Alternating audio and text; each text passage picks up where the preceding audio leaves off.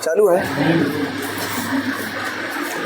Hello students, तो आज हम हाई स्कूल के कुछ टॉपिक्स के बारे में, उसमें जो फॉर्मूलाज होते हैं उसमें उसका रिवीजन करने वाले हैं। जैसे कि ट्रिग्नोमेट्री हो गया, स्टैटिस्टिक्स हो गया, समांतर श्रेणी हो गया, ऊंचाई दूरी हो गया, तो उसके फॉर्मूलाज को हम रिवीजन करने वाले हैं और आपको हम बताएंगे इनका इम्प्लीमेंटेशन कैसे होता है, यूज़ क्या होता है।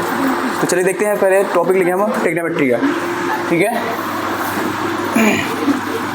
तो ट्रिग्नोमेट्री देखेंगे पहले।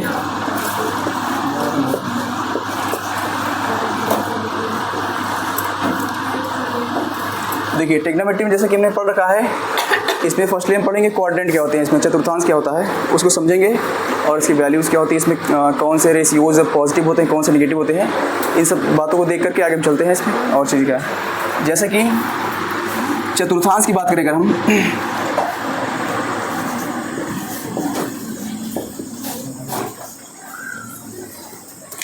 चतुर्थांश की बात करें, क्वाड्रेंट की बात करें इसमें ट्रिग्नोमेट्री में हम,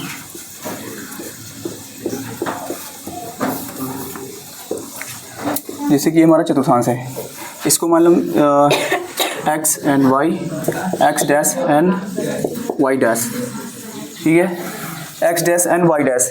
इसमें हम देखते हैं कि जो फर्स्ट क्वाड्रेंट हमारा होता है, प्रथम चतुर्थांश होता है, ये हमारा फर्स्ट होता है और ये सेकेंड होता है, ये थर्ड होता है और ये फोर्थ होता है, ये फोर्थ क्वाड्रेंट है। तो ये ट्रिग्नोमेट्री में देखते हैं कि जो बेसिकली हमारे 4 क्वाड्रेंट्स होते हैं, फर्स्ट, सेकेंड, थर्ड और फोर्थ। और इसमें जो ट्रिग्नोमेट्री में 6 सर्वसमकाएँ होती हैं, उसमें से कौन से सर्वसमकाएँ किसमें पॉजिटिव कौन सी नेगेटिव होती हैं, इसको हम देखें पहले। तो फर्स्ट क्वाड्रेंट में सारे के सारे रेशियोज जो होते हैं हमारे ट्रिग्नोमेट्री के, वो सारे के सारे पॉजिटिव होते हैं। All ratios are positive, all ratios are positive. Ratios, ये जो ट्रिग्नोमेट्री रेशियोज होते हैं मतलब सर्वसमकाएँ होती हैं, उनका मतलब ये जो हमारे 6 सर्वसमकाएँ होती हैं, जैसे कि sine theta, cos theta, sine theta, cos theta, tan theta, उसके बाद कोसेक थीटा, सेक थीटा और कोट थीटा। ये हमारे 6 सर्वसमकाएँ होती हैं ट्रिग्नोमेट्री में और इन्हीं की हम बात कर रहे हैं। ये क्या होते हैं हमारे प्रथम चतुर्थांश में, छवों की सर्वसमकाएँ क्या होती हैं, पॉजिटिव होती हैं। पॉजिटिव का मतलब ये है, जैसे कि हमको ये इसकी वैल्यू होती है जो प्रथम चतुर्थांश की 0 to 90 होती है, 0 to 90 डिग्री होती है, 0 या 360, 0 या 360 डिग्री होती है। तो यहाँ से क्या होता है, ये 0 और 90 के बीच में होता है। अगर इसकी बात करें तो ये 90 से 180 अंश के बीच में होता है। और ये तीसरी वाली की बात करें तो यहाँ पर 180 अंश से 270 अंश के बीच में होता है और ये 270 अंश से लेकर के 360 के बीच में आता है इसमें।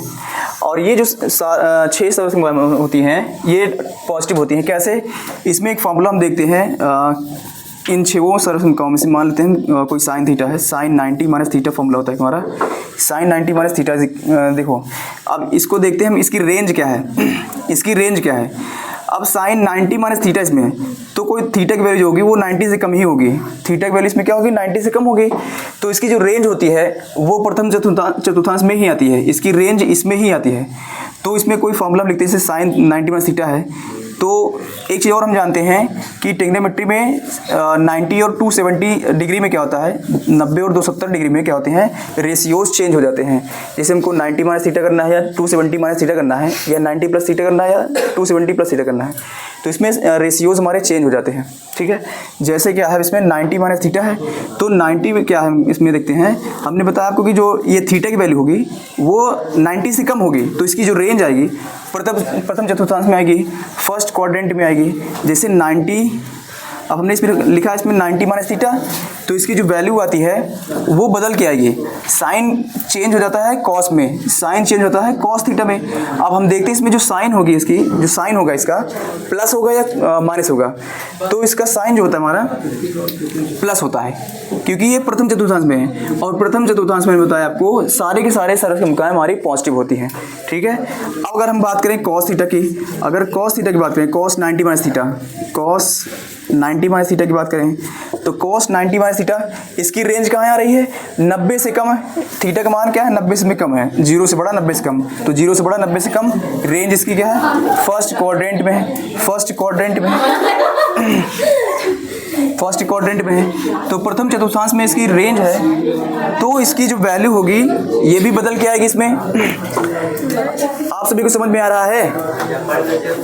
हाँ, देखिए शांत रहिए, आप समझते रहिए। जिनको नहीं आता आप हैंड रेज कर सकते हैं, हम पूछ सकते हैं। ठीक है, ये क्या है इसमें cos 90 बाई थीटा है, तो हमने बताया आपको ये 90 और ये थीटा की वैल्यू क्या होगी, 0 से बड़ी है 90 से छोटी होगी। तो इसकी जो रेंज है प्रथम क्वाड्रेंट में ही आ रही है, पहले ही क्वाड्रेंट में आ रही है, तो इसकी वैल्यू क्या हो जाएगी। और ये साइन देखो, साइन का कॉस होता है, कॉस का साइन हो जाएगा, प्लस का साइन हो जाएगा। इसी प्रकार से हमारे 6 सरल समीकरण क्या होती हैं, 90 माइनस थीटा करने पर सारे के सारे इसमें पॉजिटिव होते हैं, हमारे ऑल पॉजिटिव रेशियोज। अगर हम दूसरे चतुर्थांश की बात करें, इसमें हम दूसरे सेकंड क्वाड्रेंट की बात करें इसमें, तो सेकंड क्वाड्रेंट में क्या होता है, जो इसकी रेंज होती है 90 डिग्री से लेकर के 180 डिग्री तक होती है इसकी रेंज, 90 डिग्री टू 180 डिग्री इसकी रेंज होती है। और इसमें क्या होता है, इसमें हमारे 2 सरल समीकरण पॉजिटिव होती हैं, इसमें हमारी 2 सरल समीकरण पॉजिटिव होती हैं। जैसे इसमें क्या है, साइन और कॉसेक, साइन और साइन थीटा, और साइन थीटा का जो अपोजिट होता है कॉसेक थीटा, ये हमारे क्या होते हैं, पॉजिटिव होते हैं। सॉरी, इसमें साइन और कॉस होता है ना, साइन और कॉस पॉजिटिव होता है। सॉरी, इसमें साइन और कॉसेक ही होते हैं, साइन और कॉसेक ही पॉजिटिव होते हैं। देखिए जैसे इसमें क्या करते हैं, सेकेंड वाले क्वाड्रेंट में करते हैं। अगर सेकेंड वाले हमको देखनी है वैल्यू, मान लेते हैं इसमें, हाँ हमने आपको बताया कि इसमें जो सेकंड क्वाड्रेंट है इसमें साइन और कॉस एक वैल्यू पॉजिटिव होती है। जैसे हमको इसमें करना हो cosec 90 minus theta, cosec 90 minus theta, या इसको हम कर देते हैं cosec 90 plus theta, cosec 90 plus theta. Cosec 90 plus theta करने पर क्या होता है, इसकी जो रेंज हो जाएगी वो दूसरे में आ जाएंगे, और cosec 90 plus theta is equal to formula होता है। अब इसमें क्या है, 90 यहाँ पे दिखा हमको, तो जहाँ पे 90 और 270 डिग्री होगा वहाँ पे रेशियोज हमारे क्या होंगे, चेंज हो जाएंगे। तो 90 डिग्री ये, और यहाँ पे क्या होगा, ये कॉसेक जो आया है ये बदल जाएगा, कॉसेक बदलता है सेक में, कॉसेक बदलता है सेक थीटा में। और हमको देखना है ये प्लस होगा या माइनस होगा, प्लस होगा ये या माइनस होगा। जो कॉसेक की वैल्यू है वो बदलने पर आई सेक थीटा, तो इसमें इसको हम पॉजिटिव लेंगे, क्योंकि साइन और कॉस क्या होते हैं इसमें पॉजिटिव होते हैं। तो हमको इसकी वैल्यू देखनी है। जैसे हम क्या करते हैं, हम जानते हैं कि साइन थीटा की वैल्यू होती है 1 बाई कॉसेक थीटा, और कॉसेक थीटा क्या होते हैं, एक दूसरे के रेसिप्रोकल होते हैं, एक दूसरे के रेसिप्रोकल मतलब इसमें प्रतिलोम होते हैं एक दूसरे के। साइन थीटा यानी कि sine theta is equal to 1 by cosec theta, और cosec theta is equal to 1 by sine theta होता है। और एक होता है हमारा, एक इसमें होता है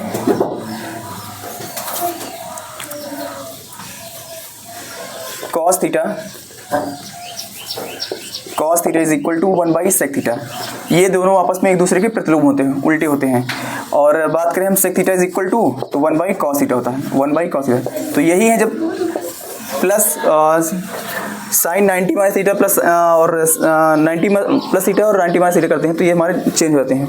जैसे क्या इसमें कॉसेक 90 प्लस थीटा था, तो ये बदल के आ गया हमारा सेक थीटा, क्योंकि जो कॉसेक होता है उसका 90 प्लस थीटा या 90 माइनस थीटा करने पर वो जब बदल के आता है मान, वो सेक में आता है।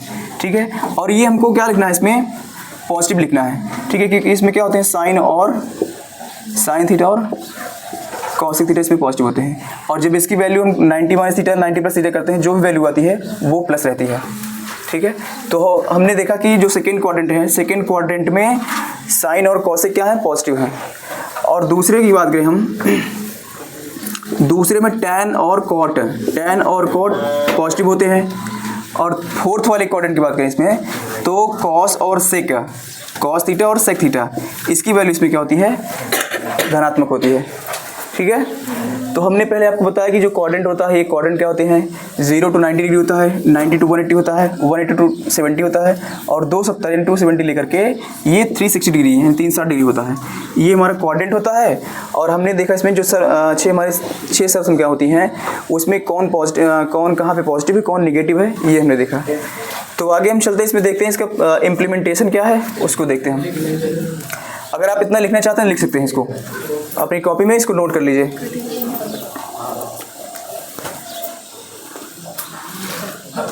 तो स्टूडेंट्स हम चलते हैं नेक्स्ट टॉपिक पर, जो हमारी सरसमिकाएँ होती हैं। जैसा कि हम जानते हैं कि हमारी जो मुख्य रूप से सरसमिकाएँ होती हैं वो 3 होती हैं, और तीनों को हम देखते हैं एक फार्मूले के रूप में। जैसा कि हम जानते हैं कि एक फार्मूला होता है हमारा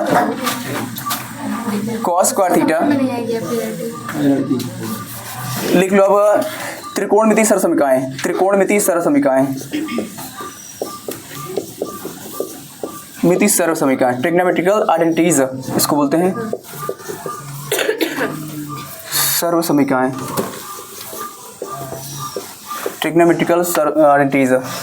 जैसे कि हम जानते हैं इसमें 3 होती हमारी सर्वसमिकाएँ, साइन, कॉस और टैन। साइन, कॉस, टैन, इसको हम देखेंगे कैसे होते हैं फॉर्मूले में। एक फार्मूला होता है हमारा sine square theta plus cos square theta is equal to 1 होता है। ये हमारा फॉर्मूला होता है ना, ये sine square theta plus cos square theta is equal to 1 होता है। ये आया कहाँ से, इसको हम जानते हैं, इसको प्रूफ करना हो तो प्रूफ कर देंगे भी, आप जानते हैं कहाँ से आया हुआ है। एक होता है फॉर्मूला हमारा ये, और दूसरा होता है 1 plus tan square theta is equal to 1 plus tan square theta is equal to sec square theta होता है। 1 plus tan square theta is equal to sec square theta होता है। दूसरी सरसमिका हमारी ये होती है, और एक तीसरी होती है 1 plus cot square theta is equal to cosec square theta. 1 plus cot square theta is equal to cosec square theta. इसको अपने हम आवश्यकता के अनुसार चीज़ों को पक्षांतर कर सकते हैं। जैसे हमको भी चाहिएगा, इसमें से 1 चाहिए, तो हम क्या कर सकते हैं, कॉट स्क्वायर थीटा को बाएं पक्ष से दाएं पक्ष में लेकर चले जाएंगे। तो क्या होगा फॉर्मूला, इसको हम लिख सकते हैं ऐसे भी करके कि कॉसिक स्क्वायर थीटा माइनस इस प्लस कॉट थीटा को राइट साइड में ले जाने पर क्या हो जाएगा, माइनस होगा। तो कॉट स्क्वायर थीटा और इसके बराबर हमको बचेगा 1, तो cosec square theta minus cot square theta is equal to 1 होता है फॉर्मूला। तो ज़रूरत के हिसाब से हम क्या करते हैं, इसमें चीज़ों को पक्षांतर कर लेते हैं। ठीक है, इसको आप नोट कर सकते हैं। चलते हैं नेक्स्ट टॉपिक पर।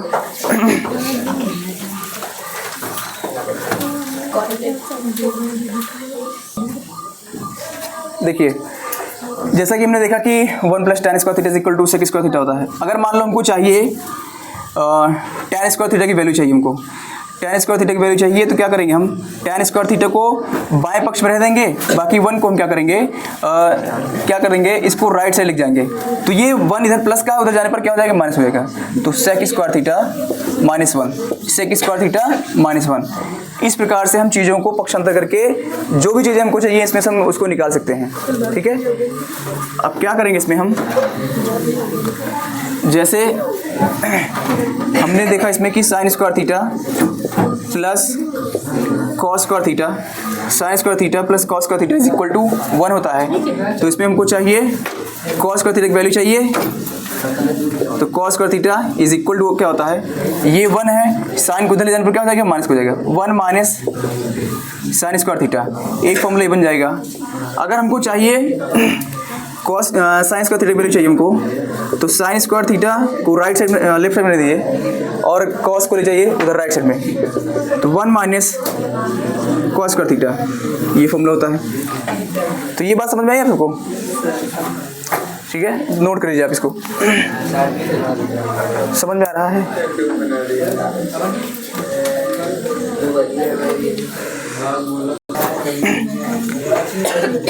तो स्टूडेंट्स, हम आशा करते हैं कि आप सबको ये सब समझ में आएगा।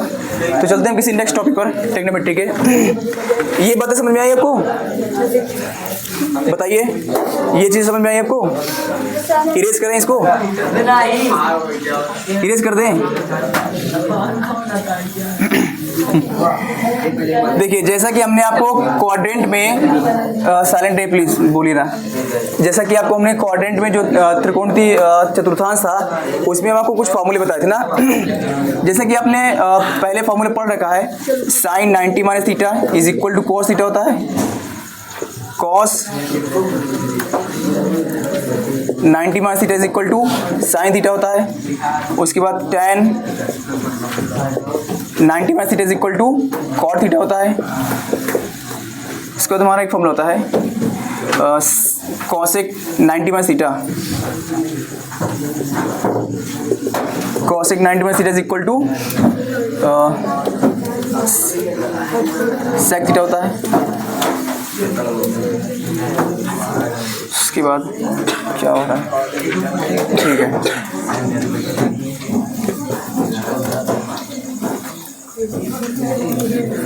Cot 90 theta, cot 90 theta is equal to tan theta होता है। 1 2 3 4 5 एक और बचा है,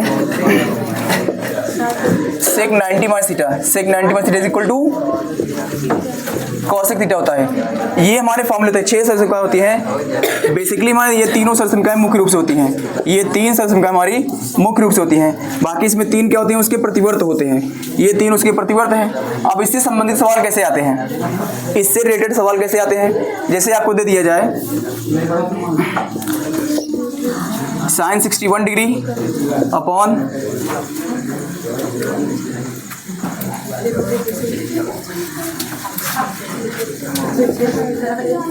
cos 29 degree, sine 61 degree upon cos 29 degree और प्लस आपको करना है इसमें cos 60 degree upon sine 30 degree करना है।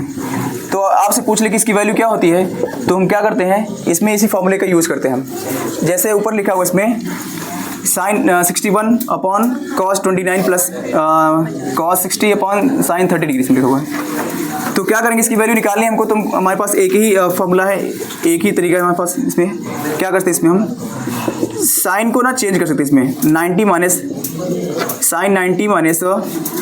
अब क्या होता है, इस प्रकार के क्वेश्चन को सॉल्व करने के लिए हम इसके अंश और हर को देखते हैं, जो अंश में होता है और हर में होता है वो एक दूसरे के होते हैं प्रतिवर्त होते हैं, मतलब उसमें फॉर्मूले का यूज़ करके एक दूसरे को हम ला सकते हैं। जैसे ये साइन 61 डिग्री है तो इसमें हम साइन 90 माइनस थीटा के फॉर्मूला लगाएंगे तो हमको ये कॉस 29 डिग्री हमको मिल सकता है। और वही चीज़ यहाँ पे करना है हमको, कॉस 60 डिग्री है यहाँ पे, तो हमको इसमें sine cos 90 minus theta formula लगा इसमें, तो हमको साइन 30 डिग्री इसमें मिल जाएगा। तो इसकी वैल्यू हम निकाल सकते हैं। और इससे संबंधित आपके बोर्ड एग्जाम में 1-2 क्वेश्चन जरूर ही आता है, ये श्योर होता है कि आना ही आना है।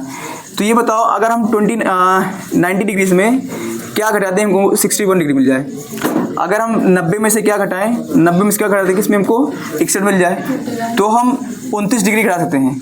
90 में 29 डिग्री घटा देंगे तो हमको मिल जाएगा 61 डिग्री। और नीचे कुछ नहीं करना हमको, ऊपर और नीचे में कोई हमको एक ही चेंज करना होता है, चाहे आप अंश को बदल दीजिए चाहे हर को बदल दीजिए। तो हमने क्या किया, इसमें अंश का मान बदल दिया इसमें, उसके बाद क्या करना है, प्लस यहाँ वही करना है, बात ना करिए, कॉस 90 माइनस थीटा इसमें कर लो। अब ये बताइए कि 90 में से हम क्या घटाएं कि हमको 60 मिल जाए, 90 में से 30 घटाइएगा, हाँ, तो यहाँ क्या मिल जाएगा हमको, ये मिल जाएगा।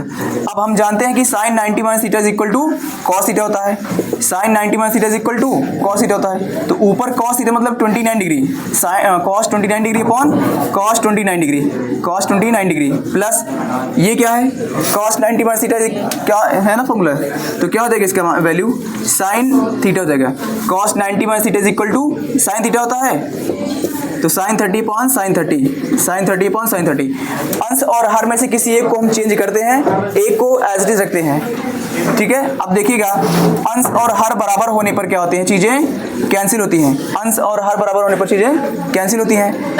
तो cos 29 अपॉन cos 29 कट करके यहाँ बना जाएगा, और साइन 30 अपॉन साइन 30 कट करके बना जाएगा, ठीक है। तो क्या होगा, यहाँ पर हमको मिला 1 और यहाँ 1 मिला, तो एक और एक मिलने, इसको ऐड कर दिया हमने, 2 मिल गया।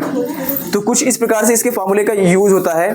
और ये आपके बोर्ड एग्जाम में 2 क्वेश्चन फिक्स है कि आना ही आना है, एक नंबर का होता है, तो इसको भी नोट कर सकते हैं आप इसको।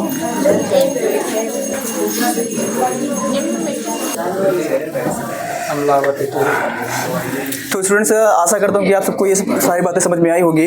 जैसा कि हमने फॉर्मूला देखा 90 माइनस थीटा के सारे फॉर्मूले को हमने देख लिया, और इसमें एक क्वेश्चन को देख लिया कि कैसे इसका यूज़ होता है, क्या होता है इस फॉर्मूले का। तो आपको हमने क्वेश्चन बता दिया, इसके माध्यम से आप सॉल्व करेंगे आगे क्वेश्चन। तो चलते हैं किसी नेक्स्ट टॉपिक पर। देखिए, ट्रिग्नोमेट्री में जो भी चीज़ें आपके बोर्ड एग्जाम के लायक थी वो उसमें हमने आपको रिवीजन करवा दिया। अब थोड़ा सा हम आपको एक इसका होता है त्रिकोणमिति के अनुप्रयोग क्या होते हैं। त्रिकोणमिति के अनुप्रयोग में क्या होता है, इसमें बेसिकली में से पढ़ते हैं हाइट एंड डिस्टेंस के बारे में, जिसको हम बोलते हैं हाइट एंड डिस्टेंस। वो होता है हमारा त्रिकोणमिति के अनुपात। तो त्रिकोणमिति के अनुपात यानी हाइट एंड डिस्टेंस में आपको हम दो चीजें बताने वाले हैं, बाकी चीजें आपको आती हैं समझ में, समझे हो आप लोग। हाइट एंड डिस्टेंस में आपको हम दो चीज बताएंगे कि जो उन्नयन कोण होता है और अवनमन कोण होता है वो क्या होता है। उन्नयन कोण और अवनमन कोण, ये कोई ट्रायंगल है ABC है, मान लेते हैं इसमें कोई ट्रायंगल ABC है और यहाँ पर जो C है इसमें थीटा वैल्यू बन रही है इसमें, और ये क्या है 90 डिग्री वैल्यू है। एक समकोण त्रिभुज है जिसमें ये समकोण त्रिभुज की भुजाएं AB और ABCD हैं, ABC है, ठीक है। तो उन्नयन कोण क्या होता है, अवनमन कोण क्या होता है, आपको बेसिकली यही समझना है। बाकी चीजें आप लोग जानते हैं, ट्रिग्नोमेट्री में पढ़ रखे हो कि इस वाली साइड को हम क्या कहते हैं, लंब कहते हैं, इसको आधार कहते हैं, यानी कि ये होता है हमारा हाइट, बेस एंड हाइपोटेन्यूज होता है, ठीक है। परपेंडिकुलर, बेस एंड हाइपोटेन्यूज होता है। तो इसी में क्या करें हम, इसी हम देखने वाले कि जो उन्नयन कोण और अवनमन कोण होता है वो क्या होता है, इतना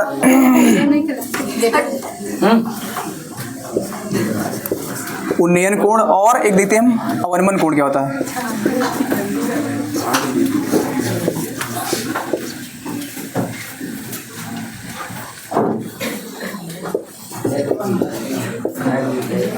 देखिए उन्नयन कोण क्या होता है, जैसे क्या होता है कि मान लो कोई एक मीनार है, मान लेते हैं एक मीनार है ये, और यहाँ पर कोई व्यक्ति खड़ा हुआ है, यहाँ पर कोई व्यक्ति खड़ा हुआ है। ये क्या करता है, नीचे से इस मीनार की चोटी पर देखता है। ये व्यक्ति क्या करता है, इस भूमि पर खड़ा हुआ है और इस क्या करता है, मीनार की चोटी पर देखता है। तो मीनार की चोटी पर देखता है तो क्या हुआ, इसके आधार से और ये मीनार की चोटी से अब यहाँ पर एक कोण का फॉर्मेशन होता है, कोण बनता है इसमें, तो इसे हम कहते हैं उन्नयन कोण। जब कोई व्यक्ति ऊपर से नीचे की ओर देखता है और अब यहाँ पे क्या होती हैं, दो रेखाएं बेसिकली बनती है इसमें, एक क्या है ये लंब और ये क्या है आधार, और ये हमारी रेखा कहलाती है कर्ण, ठीक है। ये लंब, आधार और ये कर्ण होती है। तो इसके बीच में जो कोण बनता है, नीचे से ऊपर की ओर देखने पर उन्नयन कोण का फॉर्मेशन होता है, उन्नयन कोण बनता है। और ऊपर से नीचे की ओर देखने पर क्या होता है, अवनमन कोण बनता है। ऊपर से नीचे देखने पर क्या होता है, अवनमन कोण बनता है। यहाँ जो कोण होगा वो अवनमन कोण कहलाएगा, और ये कोण क्या होगा हमारा, उन्नयन कोण होगा। तो नीचे से ऊपर देखने पर जो कोण बनता है उसे उन्नयन कोण कहते हैं, और ऊपर से नीचे देखने पर उसे कहते हैं अवनमन कोण कहते हैं, ठीक है। तो आपको ये समझ में आएगा कि उन्नयन कोण और अवनमन कोण क्या होता है, ठीक है। जैसे हम क्या करें, एक इसमें क्वेश्चन आपको बोल रहे हैं, इसमें हम एक इसमें क्वेश्चन आपको समझाएं हम क्या करते, इसमें मान लो कोई मीनार है, एक मीनार है और इस मीनार के आधार से 10 मीटर की दूरी पर, मीनार के आधार से मान लेते हैं 20 मीटर की दूरी पर एक व्यक्ति खड़ा हुआ है। ये मीनार है और मीनार का आधार ये, ठीक है, बेस है। तो क्या हुआ, इस बेस से इसके एक व्यक्ति खड़ा हुआ यहाँ पर 10 मीटर की दूरी पर, और यहाँ से क्या करता है, मीनार की चोटी पर देखता है, मीनार की चोटी पर देखता है ये, तो इससे एक कोण बनता है। ये दूरी हमारे 20 मीटर है और मीनार की ऊंचाई मान लेते हैं हमारे, इसमें क्या है, मीनार की ऊंचाई हमको नहीं दिया है, और जो कोण बन रहा है वो इसमें कोण बन रहा है आपका, मान लो 45 डिग्री बन रहा है, इसमें 45 डिग्री कोण बन रहा है। तो एक व्यक्ति है, मीनार की चोटी पर देखता है, तो उससे क्या होता है, जो उन्नयन कोण का निर्माण हो रहा है वो 45 डिग्री बन रहा है। और इसमें जो मीनार की ऊंचाई है ये हमको नहीं पता कितनी है, तो हमको मीनार की ऊंचाई ज्ञात करनी है। तो बेसिकली जो फार्मूला होता है हमारा, ये इसी के लिए यूज होता है। त्रिकोणमितीय अनुपात में क्या करते हैं, इसी का हम यूज करते हैं त्रिकोणमितीय अनुप्रयोग में, ठीक है। अब इस मीनार की ऊंचाई निकालनी है हमको, तो क्या चाहिए हमको, मीनार की जो ऊंचाई है और इसके जो आधार है हमको इसमें दिख रहा है हमको। तो इसके लिए फार्मूला होता है, ये एक समकोण त्रिभुज है, यह एक प्रकार का एक समकोण त्रिभुज है जिसमें लंब है और आधार है। लंब की भुजा दे रखी है, उसमें आधार की भुजा देखिए, ठीक है। तो इसमें क्या होता है, जब हमको लंब और आधार का मान पता होता है तो इसमें कौन सा समका आती है, टैन थीटा आती है, टैन समका आती है, जो कि tan theta is equal to क्या होता है, लंब बटे कर्ण होती है, लंब बटे कर्ण होती है, जिसको इंग्लिश में कहते हैं परपेंडिकुलर अपन हाइपोटेन्यूज होती है, ठीक है, जिसमें थीटा की वैल्यू दे रखी है इसमें 45 डिग्री 45 अंश। तो tan 45 अंश बराबर क्या हो जाएगा, इसका जो लंब है, लंब के मान हमको पता नहीं है, यानी कि जो इसकी ऊंचाई है उसका मान नहीं पता हमको, सॉरी लंब बटे आधार होता है इसका फॉर्मूला, लंब बटे आधार होता है, परपेंडिकुलर बम बेस होता है, और इसका जो बेस की वैल्यू है 20 है वो, ठीक है। और हम जानते हैं जो tan 45 डिग्री होता है, tan 45 अंश होता है, उसकी वैल्यू होती है 1। tan 45 का मान कितना होता है, 1 होता है। और ये पॉइंट h.20, h की वैल्यू निकालनी है तो 20 को क्रॉस मल्टीप्लाई इसमें 1 में, तो क्या हो जाएगा 20 से कम 20 हो जाएगा, तो h की वैल्यू कितनी आ गई 20 मीटर। तो इस प्रकार से त्रिकोणमिति का अनुप्रयोग हम पढ़ते हैं, ठीक है। तो समझ में आया सबको ये त्रिकोणमिति क्या होती है, त्रिकोणमिति के अनुपात क्या होते हैं, आपको हम बेसिकली मोटा मोटा समझा दिए हैं। जो भी चीज़ें बची हैं नेक्स्ट क्लास में समझाएंगे आपको। तो नेक्स्ट टॉपिक हम लेंगे इसमें आपको समांतर श्रेणी।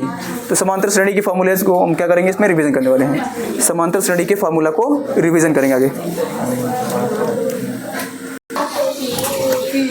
तो स्टूडेंट्स हम अभी ट्रिग्नोमेट्री के कुछ बेसिक्स फार्मूले के बारे में रिवीजन किया। अब चलते हैं हम समांतर श्रेणी में क्या होता है, उसके योगफल क्या होते हैं, उसमें डिफरेंस क्या होता है, सर्वांतर क्या होता है, और उसमें कुछ टर्म्स निकालने होते हैं, तो उसके बारे में रिवीजन करने वाले हैं। तो कुछ समांतर श्रेणी के फार्मूले हैं और उनका हम रिवीजन करेंगे, ठीक है। जैसा कि हम पढ़ने वाले समांतर श्रेणी, ठीक है, समांतर श्रेणी पढ़ने वाले हैं। इसको इंग्लिश में कहते हैं अर्थमेटिक प्रोग्रेशन, कहते हैं इसको।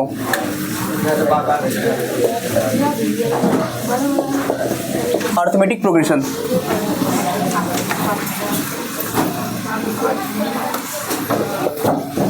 अर्थमेटिक प्रोग्रेशन कहते हैं इसको। समांतर श्रेणी इंग्लिश में कहते हैं अर्थमेटिक प्रोग्रेशन, ठीक है। तो इसमें कई सारी चीजें पढ़नी होती हैं। बेसिकली हम पहले फॉर्मूला में पढ़ते हैं इसका। पहले देख लेते हैं कि समांतर श्रेणी होती क्या है। इसमें मान लो इसमें जो समांतर श्रेणी होती है, ये संख्याओं की एक श्रेणी दी गई होती है, ये संख्याओं की एक श्रेणी होती है जिसमें क्या होता है, संख्याओं के बीच में, यानी कि जो श्रेणी होती है उसमें जो संख्याएं होती हैं उनके बीच में जो अंतर होता है वो समान होता है, ठीक है। वो अंतर क्या होता है, उसमें समान रहता है। तो इस प्रकार जो श्रेणी बनती है कि संख्याओं के बीच में अंतर उसमें समान रहेगा, तो उसको हम कहते हैं समांतर श्रेणी।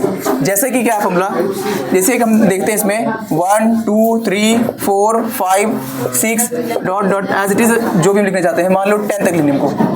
तो ये जो श्रेणी है, ये श्रेणी हम देखते हैं समांतर श्रेणी है भी या नहीं है, ठीक है। तो समांतर श्रेणी कोई श्रेणी है कि नहीं उसको चेक करने के लिए देखते हैं उसके बीच में जो डिफरेंस होता है ना, जो अंतर होता है वो बराबर होना चाहिए। 1 और 2 के बीच में अंतर 1 का है, 2 और 3 के बीच में अंतर 1 का है, 3 और 4 के बीच में अंतर 1 का है, 4 और 5 के बीच में अंतर 1 का है, 5 और 6 के बीच में अंतर 1 का है। इसी प्रकार से अब हमको सब में अंतर यही देखने को मिलेगा। मैं थोड़ा शांत रहूं, ठीक है। देखिए, तो जब देखिए श्रेणी के बीच में अंतर, उनके जो पद होते हैं सब में समान अंतर रहता है, तो उसे कहते हैं समांतर श्रेणी, ठीक है। तो ये हमारी श्रेणी क्या है, समांतर श्रेणी है। अब ऐसा नहीं कि हर बार हमको एक ही अंतर देखने मिलेगा, उसमें 2 4 6 8 10 12 15 कुछ भी उसमें अंतर हो सकता है, ठीक है। और हाँ, अपूर्णांक में भी अंतर हो सकता है, जैसे कि 1.5 का डिफरेंस हो, ये भी अंतर उसमें हमको देखने को मिल सकता है।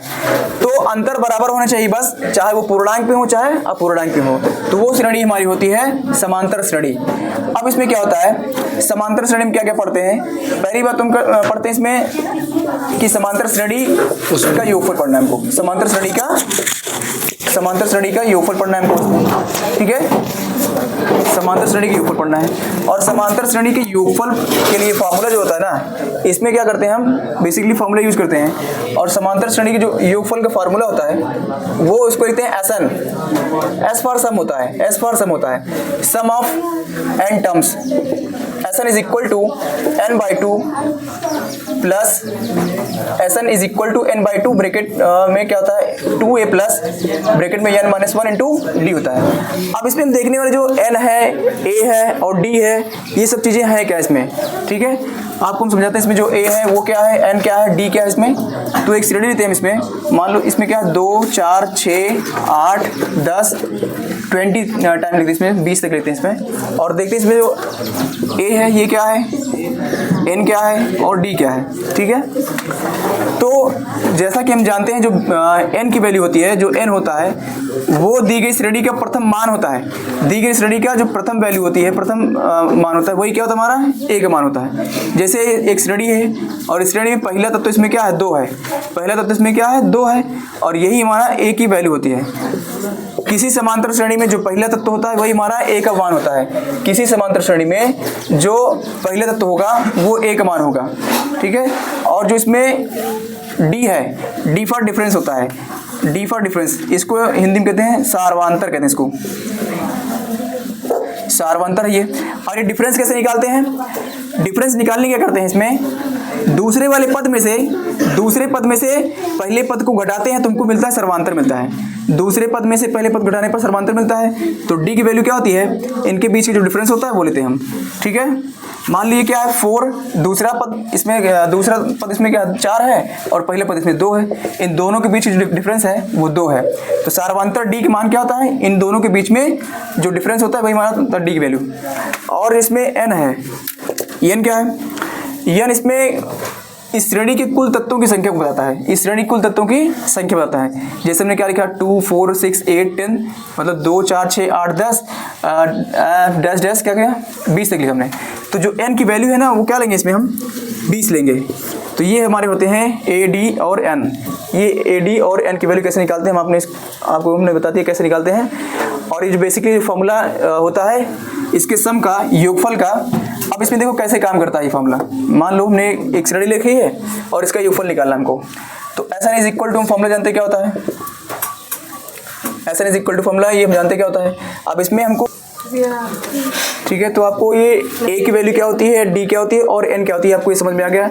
और योगफल निकालना तो आपको इसी फॉर्मूले का यूज करना है, ठीक है। तो योगफल का फॉर्मूला क्या होता है, SN is equal to n/2 into 2a plus n minus 1 into d होता है। अब इसमें और भी फॉर्मूले होते हैं, उसको हम देख लेते हैं। जैसे हमको nth टर्म निकालना हो, nवां पद निकालना हो, इससे किसी श्रेणी का nवां पद ज्ञात करना हमको, किसी श्रेणी का nवां पद ज्ञात करना हमको, जिसे nth टर्म बोलते हैं। उसके जो फॉर्मूला होता है n is equal to a plus n minus 1 into d होता है। अगर हमको nth टर्म निकालना है, nवां पद निकालना है, तो इसके लिए फॉर्मूला होता है n is equal to a plus n minus 1 into d होता है। nवां पद का मान ज्ञात करने के लिए होता है ये, ठीक है। और एक पद इसमें, एक फॉर्मूला और इसमें होता है जो कि होता है इसमें लास्ट टर्म निकालना होता है इसमें, r is equal to a plus n minus 1 into d होता है।